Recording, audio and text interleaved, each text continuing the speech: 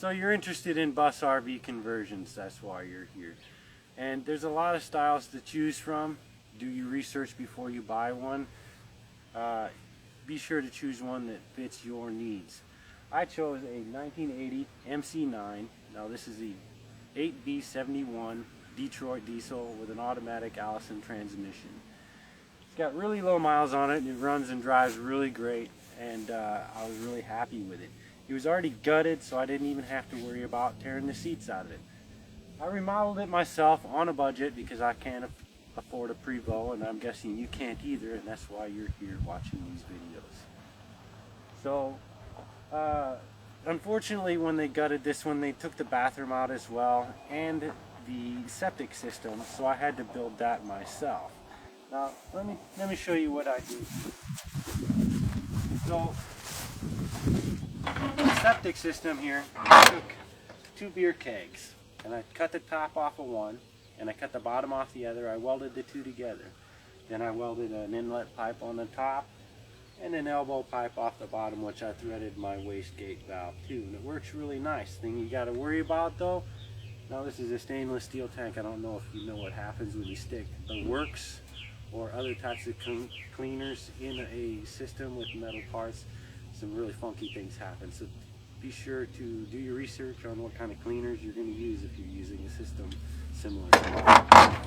So I like to have multiple sources of heat and power and everything. So during the summer I've decided to build this that I can put outside the bus. This is a heat exchanger that won't make the interior of the bus hot while I'm trying to heat my water. I also have a propane water heater, but I don't like to run propane all the time. It's not really cost effective, especially if you're in the mountains and you can't go and fill up all the time. Fortunately, I do have a 250-gallon propane tank. Now these baggage compartments are huge. So now this tank goes over quite a ways. It's pretty long in there, but that's 250 gallons right there and it's full. That'll last me a long time with my ventless wall heater and propane water heater, etc. I keep a lot of junk in there too. It's kind of a mess. In this compartment here, I have my fresh water tank. On the other side, I have 2 square tanks that are stacked that I use for my gray water tanks. So I keep a lot of water with me. I keep all my tools. I got my engine hoist, everything in there. I also, on the other side, I have a front loader washer and dryer. I keep it down under here because I don't do laundry going down the road. You don't have to have it inside the bus taking up room. So that's how I chose to do it. This one here, this is where I keep my generator. I got a good generator and my air compressor and whatnot under there. I do have solar power for my lights, my radio, stuff like that. But if I want to run the microwave or some other bigger heavy equipment, sometimes I need more power. RV parks, they'll provide you with power. Right now I'm in a trailer park, but I do a lot of time in the mountains, boondocking, etc., where they don't provide power out there, and if you don't get enough sunshine, it's nice to have that extra power when you need it. So this has got 2 large 12-volt deep cycle batteries that are running series. This is a 24-volt system, so these buses take a lot of power. 180-gallon fuel tank, so we can go a long way without stopping for fuel. So come on inside. I'll show you some of the things I've done. Started doing some penny tiling here, but I got a long ways to go with that. So eventually this whole entire command center will be entirely tiled in pennies. I mounted my little GPS down over here. I keep it discreet out of the way. Some of you guys like to mount that up on the windshield so everybody can see you're finally tech savvy. And that's just an obstructed vision right there. People get killed with that extra blind spot. Just be discreet. Mount it down out of the way a little bit and, keep your eyes on the road, okay? So let's have a look here. I built this all on a budget, so it's not going to be that classy, but it's all right. I got a freebie couch on Craigslist here and then I stuck in. Now these 2 cabinets here, I got these, they're repurposed here. I bet you guys probably don't know what this is, but most of you ladies will understand, I'm guessing. These are medical exam tables. They're nice and heavy duty. I got them for 30 bucks a piece, so you can't build something that cheap. Anyway, this is a heavy stone and it takes a lot of weight, and these cabinets hold up no problem. It's just the right size too, so I really like it.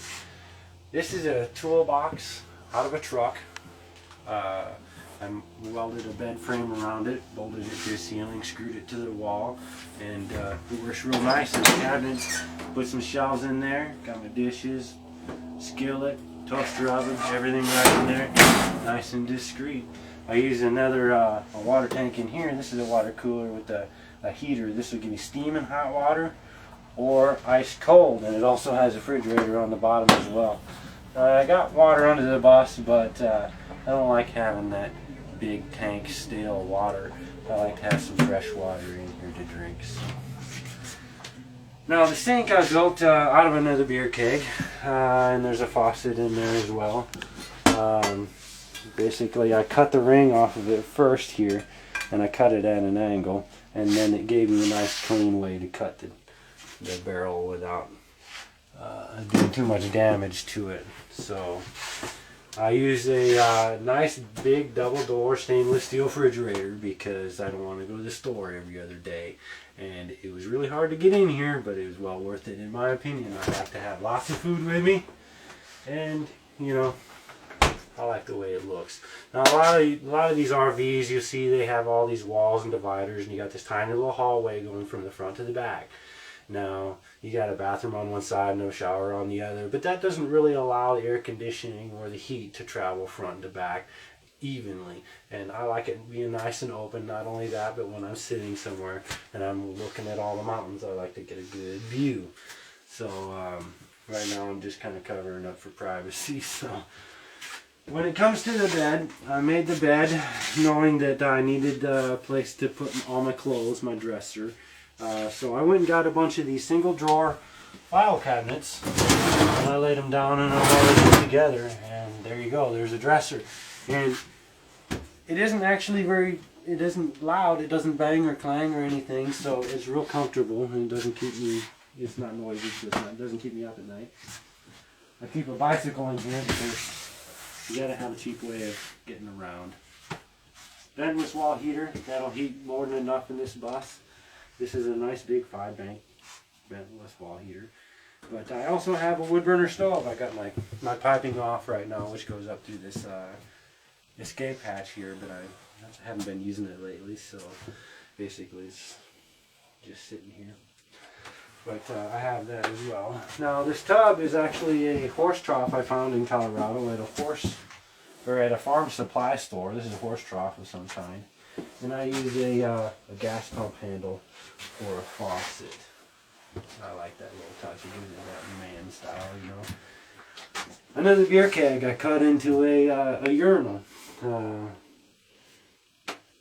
Just felt like doing it, so I like it. Eventually I'm going to get a stainless steel jailhouse toilet so it'll match, and then it'll look a lot better. I need to put a door in here, but for now I'm using this little curtain.